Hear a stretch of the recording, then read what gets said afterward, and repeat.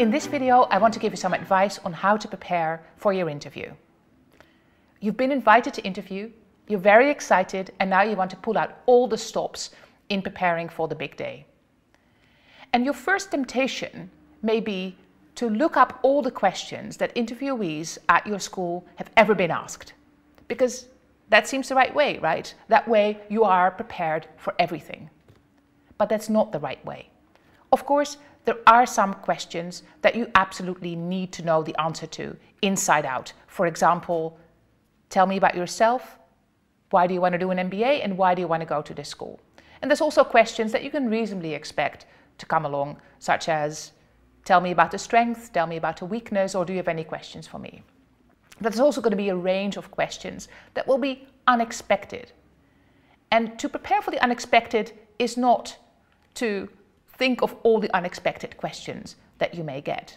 It's much better to train yourself to answer unexpected questions well.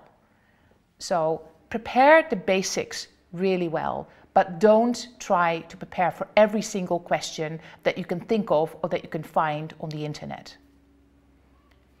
When you prepare your answers, don't write out your answers in full, verbatim. Just jot down a few bullet points about the main issues that you want to address. That way you'll be flexible. If the question is slightly differently phrased, you can still handle it, and you'll have energy left over to interact with the interviewer rather than just giving a canned answer. Practice out loud. But don't do it in front of a mirror or by recording yourself. You just want to get comfortable with the sound of your answers in a relaxed way. And you may even find that as you say your answers out loud, you need to make some corrections here or there. My favorite way of practicing, in fact to practice for these videos, is when I'm relaxed. I'm sitting on the couch, or I'm walking through my room, or I'm taking a walk through the woods, even on the bike. But I don't recommend you do it in the car because it does distract you from paying attention to traffic. So get comfortable with the sound of your answers as you practice them, but don't do so in an overly formalized way because it will be too stiff and too artificial. And this immediately brings me to my next point. Spaced repetition is much better than practicing in big blocks.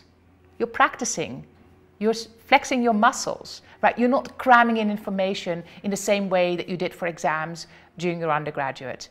So build on your practice in small chunks, get comfortable with the answers, and really internalize them. And that is not done over the course of 48 hours of cramming in all the answers that you can think of. My most important piece of advice is that you should remember that you're going to be interacting with another person, right? So it's not just about being comfortable with your story.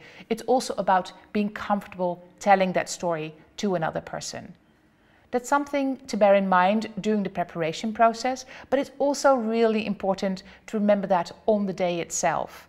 The temptation can be to go over the information in your head time and again, and to not have enough space for picking up the vibes that your interviewer will give off.